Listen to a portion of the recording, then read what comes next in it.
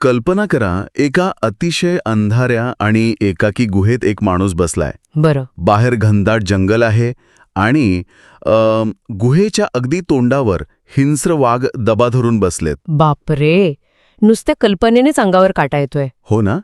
पण गंमत बघा, त्या माणसाला बाहेरच्या मृत्यूच्या सावटाची जराही पर्वा नाहीये. अच्छा. हो, त्याचे डोळे त्याच्या हातात असलेल्या एका जुन्या जीर्ण वहीच्या पानावर अगदी खिळले आहेत.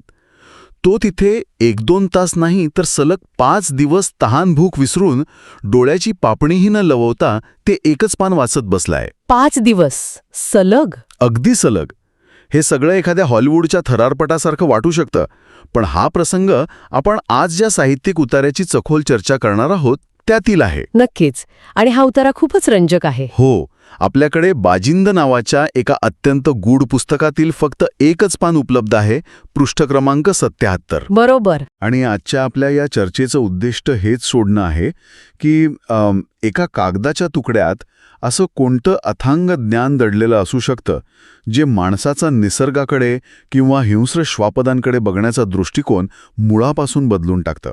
आणि त्याहून महत्वाचं म्हणजे हे ज्ञान एका सामान्य माणसाला असामान्य नेतृत्वाकडे कसं घेऊन जातं हे पाहणं खूप उत्सुकतेचं ठरणार आहे. हो, अगदी. कसंय, या उतार्याची सर्वात मोठी ताकद यातच आहे की तो केवळ एका घटनेचं वर्णन करत नाही, तर तो मानवी मेंदू आणि निसर्ग यांच्यातील एका अत्यंत दुर्मिळ संवादाची प्रक्रिया उलगडून दाखवतो. म्हणजे नक्की काय होतं तिथे? आपण बऱ्याचदा माहिती आणि ज्ञान या शब्दांची सरमिसळ करतो, पण जेव्हा माहितीचं रूपांतर अशा ज्ञानात होतं जे थेट तुमची जगण्याची पद्धतच बदलतं, तेव्हा ते एक मोठं स्थित्यंतर असतं. सूर्यकांत नावाचा पात्राचा हा प्रवास केवळ एका वहीच्या वाचनाचा प्रवास नाहीये. मग तो काय आहे? ती मानवी मर्यादेच्या पलीकडे जाऊन निसर्गाची स्पंदनं समजून घेण्याची एक अतिशय गुंतागुंतीची मानसिक अवस्था आहे असं मी सांगेन. आणि या प्रवासाची सुरुवात ज्या पद्धतीने होते तीच मुळात चक्रावून टाकणारी आहे. हो, खरंय. उतारात असं म्हटलंय की सूर्यकांत अत्यंत कुतूहलाने ती वही उघडतो आणि नंतर तो सलग 5 दिवस ती वाचत राहतो. निमिषे, पळे, घटिका करत 5 दिवस तो त्या वहीशी अगदी एकरूप होतो. आणि तहानभूक सगळं विसरतो. हो, आणि जेव्हा तो भानावर येतो तेव्हा त्याच्या डोळ्यांतून अश्रूंच्या धारा वाहत असतात आणि अंगावर शहारे आलेले असतात. आता इथे मला एक मोठा प्रश्न पडतो. कोणता? आपण सगळेच जण कधी ना कधी एखाद्या गोष्टीत हरून जातो. समजा आपण एखादी अत्यंत खिळवून ठेवणारी थ्रिलर वेब सिरीज सलग पाहतो. हो, बिंज वॉचिंग ज्याला आपण म्हणतो. अगदी तेच. किंवा इंटरनेटवर एखादा विषय शोधताना एका लिंकवरून दुसऱ्या लिंकवर जात तासनतास हरून जातो. पण तरीही 5 दिवस? हां, हा विचार करण्यासारखा मुद्दा आहे. कोणत्याही निर्जीव वस्तूत एका साध्या वहीत अशी कोणती ताकद असू शकते जी माणसाच्या शरीराला त्याच्या मूळ जैविक गरजांचा म्हणजे तहान आणि भुकेचा चक्क विसर पाडायला लावते? हे थोडं अतिशयोक्तिपूर्ण नाही वाटत? म्हणजे वरवर पाहता ती अतिशयोक्ती वाटू शकते, पण मानसशास्त्र आणि न्यूरोसायन्सच्या दृष्टिकोनातून याकडे पाहिल्यास यात एक वेगळंच तथ्य दडलेलं दिसतं. कसं काय? तुम्ही जो इंटरनेटवर हरवून जाण्याचा दाखला दिलात त्याला आधुनिक भारी भाषेत आपण हायपर फोकस किंवा फ्लो स्टेट म्हणतो. बरोबर. पण सूर्यकांत ज्या अवस्थेत गेला आहे ती केवळ फ्लो स्टेट नाहीये. भारतीय तत्वज्ञानात याला समाधी अवस्था म्हटलं जातं. समाधी अवस्था म्हणजे अध्यात्माशी जोडलेलं काहीतरी? तसं नाही. जेव्हा मेंदूला अशी एखादी माहिती मिळते जी त्याच्या आत्तापर्यंतच्या अस्तित्वाच्या सर्व समजुतींना खोटं ठरवते किंवा एक पूर्णपणे नवीन जग उघडून दाखवते, तेव्हा मेंदू आपली सर्व ऊर्जा त्या माहितीवर प्रक्रिया करण्यासाठी केंद्रित करतो. अच्छा, म्हणजे तो बाकीच्या गोष्टींकडे दुर्लक्ष करतो? अगदी. शरीर जगण्यासाठी आवश्यक असणाऱ्या इतर जैविक गरजा तात्पुरत्या सस्पेंड करतं. 1 मिनिट, म्हणजे तुम्ही असं म्हणताय की तो केवळ ते शब्द वाचत नव्हता, तर त्याचा मेंदू एक प्रकारची स्वतःची रिप्रोग्रामिंग करत होता? अगदी तेच. तो एक ट्रान्झिशन पिरियड होता. बापरे. 5 दिवसांचा तो काळ म्हणजे सूर्यकांतच्या जुन्या अज्ञानाचा मृत्यू आणि एका नव्या जाणीवेचा जन्म होता. जेव्हा ज्ञान अनुभूतीत बदलतं तेव्हा शरीरावर त्याचे असे तीव्र परिणाम होतात. म्हणजे ते जे अश्रू येतात? हो, तो भानावर आल्यावर जे अश्रू वाहतात किंवा अंगावर जे रोमांच उभे राहतात ते केवळ भावनेचा उद्रेक नसून ती मज्जासंस्थेची म्हणजे नर्वस सिस्टमची प्रतिक्रिया असते. क्या बात है. एक प्रचंड मोठा मानसिक ताण आणि नवचैतन्य एकाच वेळी शरीरातून बाहेर पडत असतं. हे खरंच थक्क करणार आहे. पण खऱ्या अर्थाने मला ज्या गोष्टीने विचार करायला भाग पाडलं ती गोष्ट या 5 दिवसांच्या समाधी अवस्थेनंतर घडते. म्हणजे तो गुहेबाहेर येतो तो प्रसंग. हो, तो भानावर येतो, उठतो आणि गुहेबाहेर येतो. बाहेर वाघ बसलेले असतात. आता सामान्य परिस्थितीत गुहेबाहेर वाघ दिसले तर माणसाची पहिली प्रतिक्रिया काय असेल? कमालीची दहशत, माणूस घाबरून जाईल. नक्कीच. पण सूर्यकांत घाबरत नाही. तो आजूबाजूला पाहतो. त्याला त्या वाघांचे तिथे बसण्याचं रहस्य समजलेले असते. तो एक विचित्र आवाज काढतो, वाघांना जवळ बोलावतो आणि चक्क त्यांना मायेने कुरवाळतो. आणि त्यानंतर एक हत्ती. हो, एक बलाढ्य हत्ती त्याच्यासमोर येऊन झुकून उभा राहतो. आता मला इथे एक थेट शंका आहे. विचारा ना. एखादी वही वाचल्याने जंगलातील हिंस्र प्राण्यांचे लाखो वर्षांचे जे जैविक वळण आहे ते कसं काय बदलू शकतं? एक भुकेला वाघ केवळ तुम्ही काहीतरी वाचलंय म्हणून अचानक पाळीव कुत्र्यासारखा कसा काय वागू शकतो? हाच या उतार्याचा खरा गाभा आहे. आणि इथेच आपण थोडी गल्लत करतो. म्हणजे वाघ बदलले नाही तसं म्हणायचंय तुम्हाला? अगदी बरोबर. वही वाचल्यामुळे वाघाचे जैविक वळण किंवा त्याचं मूळ स्वरूप अजिबात बदललेलं नाहीये. वाघ तिथे आधीही तसाच होता आणि आत्ताही तसाच आहे. बदललेला आहे तो सूर्यकांत. अच्छा, म्हणजे त्याचा दृष्टिकोन बदललाय. हो, मानसशास्त्रात याला पॅराडाईम शिफ्ट असं म्हणतात. मुळात आपल्याला भीती का वाटते याचा विचार करा. कारण आपल्याला समोरच्या गोष्टीपासून धोका वाटतो. बरोबर. जेव्हा आपल्याला समोरच्या गोष्टीचा आकलन होत नाही तेव्हा आपला मेंदू त्याला धोका म्हणून नोंदवतो.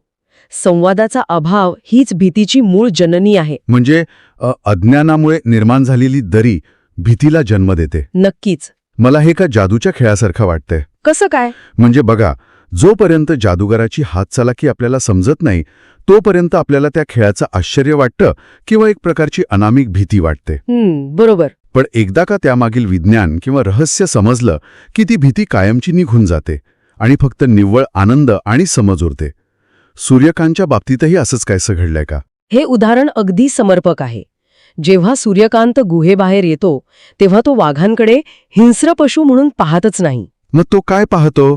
त्या वहीतील ज्ञानामुळे त्याला वाघांच्या शारीरिक हालचाली, त्यांचा विशिष्ट आवाज, त्यांच्या बसण्याची पद्धत यामागचे अर्थ समजलेले असतात. क्या बात आहे.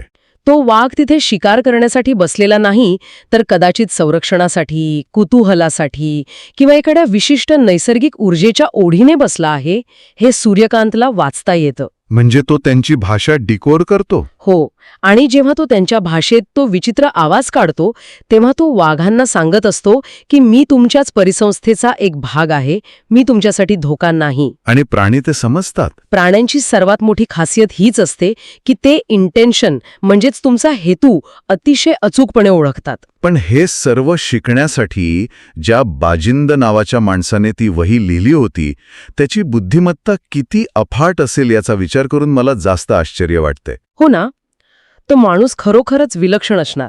उतार्यात असा उल्लेख आहे की बाजिंदने प्राण्यांची भाषा शिकायचं सांकेतिक स्फुट विज्ञान लिहून ठेवलं होतं. जशी माणसांची दुनिया असते त्यांच्यात भावभावनांचे खेळ चालतात, अगदी तसेच प्राण्यांच्या दुनियेतही चालतात. हे त्याने केवळ ओळखलंच नव्हतं तर त्याचं चक्क एक शास्त्र बनवलं होतं. खरंय, आपण आजच्या काळात ॲनिमल बिहेवियर सायन्स किंवा इथोलॉजी बद्दल बोलतो, पण शेकडो वर्षांपूर्वी एका माणसाने प्राण्यांचा संवादाचं डिकोडिंग केलं आणि ते एका कोडेड म्हणजेच सांकेतिक भाषेत लिहून ठेवलं. हे कसं शक्य आहे? कारण बाजिंद हा केवळ एक अभ्यासक नव्हता तर तो खऱ्या अर्थाने एक द्रष्टा होता. द्रष्टा म्हणजे बघा, प्राण्यांचा संवाद हा आपल्यासारख्या शब्दांवर चालत नाही. तो फ्रिक्वेन्सी, शरीराचा विशिष्ट गंध, डोळ्यांच्या हालचाली आणि शारीरिक ठेवण यावर अवलंबून असतो. बरोबर. बाजिंदने या सर्व गोष्टींचं सूक्ष्म निरीक्षण करून त्याचं मानवी आकलनासाठी एका सांकेतिक भाषेत रूपांतर केलं. पण इथे एक अत्यंत महत्वाची गोम आहे. कोणती? त्याने हे सर्व उघडपणे साध्या भाषेत का नाही लिहून ठेवलं? त्याने ते सांकेतिक म्हणजे कोडेड स्वरूपात का ठेवलं असेल? कारण मला वाटतं हे ज्ञान जर चुकीच्या माणसाच्या हाती लागलं असतं तर त्याचा प्रचंड गैरवापर झाला असता. अगदी अचूक. आणि इथेच वारसा किंवा लेगेसीचा प्रश्न उभा राहतो. मानवी इतिहासात अशी अनेक उदाहरणं आहेत जिथे प्रगत ज्ञान योग्य व्यक्ती न मिळाल्यामुळे काळाच्या ओघात नष्ट झालं. ज्ञान मिळवणं जेवढं कठीण असतं त्याहून कित्येक पटीने अधिक कठीण ते सुरक्षितपणे योग्य, नैतिक आणि पात्र व्यक्तीच्या हाती सोपवणं हे असतं. हे मात्र खरंय. बाजिंदेने हे शास्त्र निर्माण केलं, पण त्याला हे माहीत होतं की जर हे ज्ञान एखाद्या स्वार्थी माणसाच्या हाती लागलं तर तो या वन्य शक्तींचा वापर विनाशासाठी करेल. म्हणजे स्वतःच्या फायद्यासाठी तो जंगलाचा नाशही करू शकला असता? नक्कीच.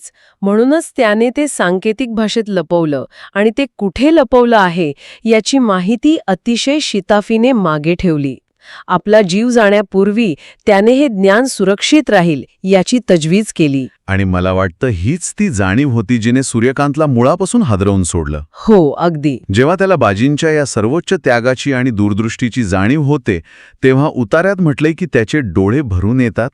एका माणसानं आपल्या जीव धोक्यात घालून केवळ निसर्ग आणि मानवातील हा दुवा तुटू नये म्हणून एवढा मोठा खटाटोप केला, हे समजल्यावर सूर्यकांत भारावून जातो. तो अश्रूंचा क्षण खूप काही सांगून जातो.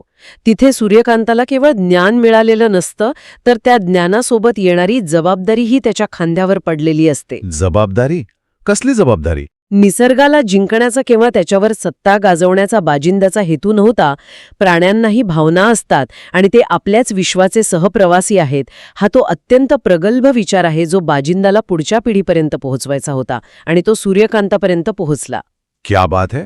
मग आता आपण या कथेच्या सर्वात रोमांचक वळणावर येतो.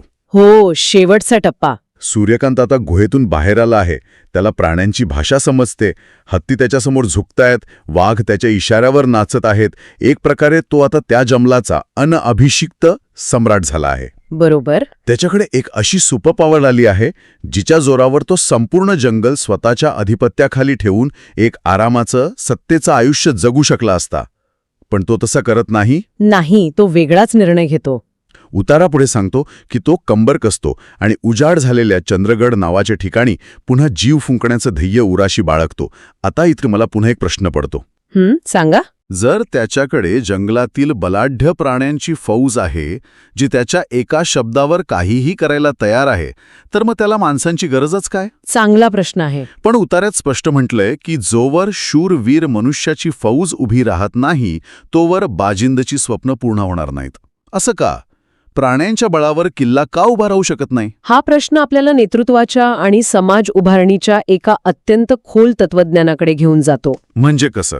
बघा, निसर्गातील गूढ शक्तींवर नियंत्रण मिळवणे किंवा प्राण्यांशी संवाद साधणे ही नक्कीच एक मोठी ताकद आहे.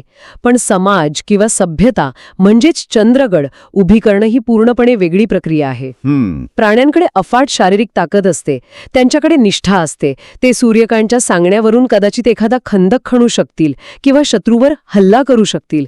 पण समाज उभारणीसाठी केवळ कच्ची ताकद पुरेशी नसते. म्हणजे तुम्ही असं सुचवताय की विध्वंस किंवा संरक्षणासाठी प्राण्यांची ताकद उपयोगी पडू शकते, पण नवनिर्मितीसाठी ती अपुरी आहे.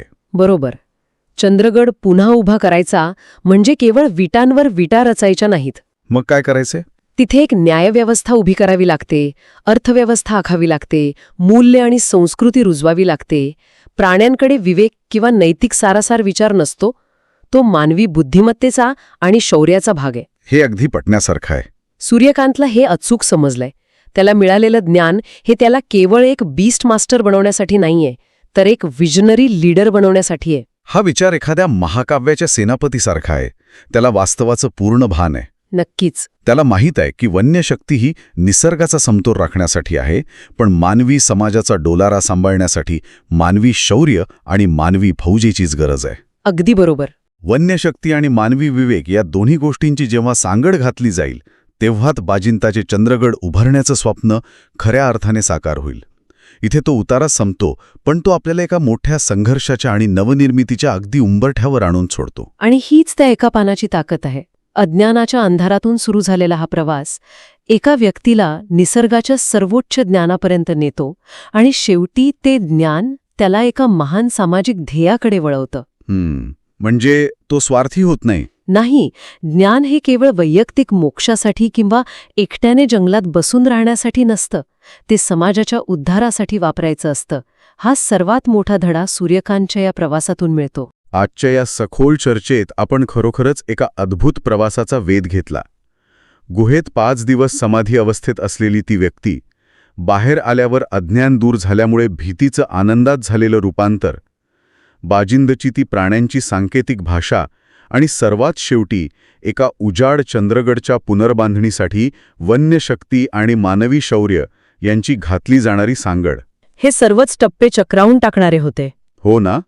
माहिती आणि ज्ञान यातील खरा फरक काय असतो हे आज स्पष्ट झालं. नक्कीच. ज्ञानामुळे तुमच्यात सत्ता गाजवण्याची नाही, तर सहस्तित्वाची जाणीव निर्माण झाली पाहिजे. हा या उतार्याचा मूळ संदेश आहे. अगदी विचार करायला लावणारा संदेश आहे हा. पण जाता जाता याच संदर्भात एक वेगळा विचार डोक्यात येतोय, जो आजच्या आपल्या या आधुनिक वास्तवाशी जोडलेला आहे. कोणता विचार?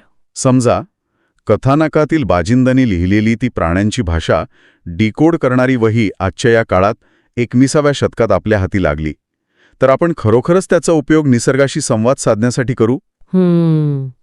हा मोठा प्रश्न आहे. पण त्याहूनही मोठा आणि कदाचित थोडा अस्वस्थ करणारा प्रश्न हा आहे की गेल्या काही शतकांमध्ये आपण माणसांनी स्वतःच्या स्वार्थासाठी जंगले ज्या प्रकारे नष्ट केली आहेत, प्राण्यांचे अधिवास ज्या क्रूरतेने हिरावून घेतले आहेत, ते पाहता जर आज खऱ्या अर्थाने प्राण्यांना आपली भाषा समजली आणि आपल्याला त्यांची भाषा समजली, तर ते प्राणी मुळात आपल्याशी संवाद साधायला तयार होतील का? बापरे, हा खूपच अस्वस्थ करणारा विचार आहे. हो ना, की त्यांची ती सांकेतिक भाषा आपल्याला अशा काही भयानक सत्यांची जाणीव करून देईल ज्याला सामोरे जाण्याची आपली अजिबात तयारी नाहीये. भीती वाघाच्या डरकाळीची नसून त्यांच्या मूक वेदनेला मिळालेल्या शब्दांची असेल का? या एका अस्वस्थ पण महत्त्वाच्या प्रश्नावर विचार करतच आजची ही सखोल चर्चा आपण इथेच थांबूया.